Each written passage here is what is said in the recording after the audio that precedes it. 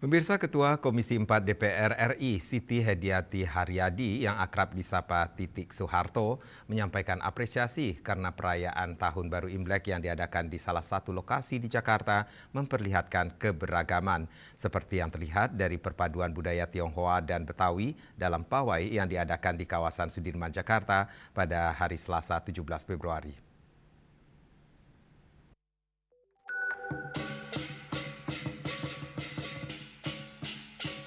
Perayaan Tahun Baru Imlek 2026 di kawasan Sudirman Central Business District, SCBD, Jakarta memperlihatkan akulturasi budaya Tionghoa dan Betawi dalam pawai yang berlangsung pada Selasa 17 Februari 2026.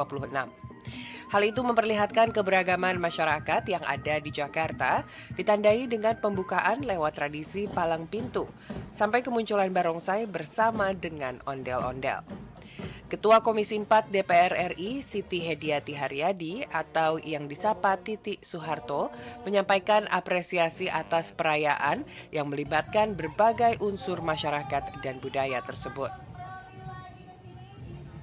Bukan orang Tionghoa saja ada di sini, tapi semua masyarakat Jakarta ada di sini, dan ini saya nggak dipungut bayaran kan ya, di sini nggak dipungut bayaran, jadi semuanya bisa happy di sini.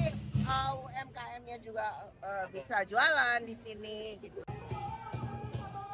Kawasan SCBD sendiri menyelenggarakan rangkaian perayaan Tahun Baru Imlek 2026 bertema Ride to Luck. Salah satunya diselenggarakan pawai memadukan budaya Tionghoa dan Betawi.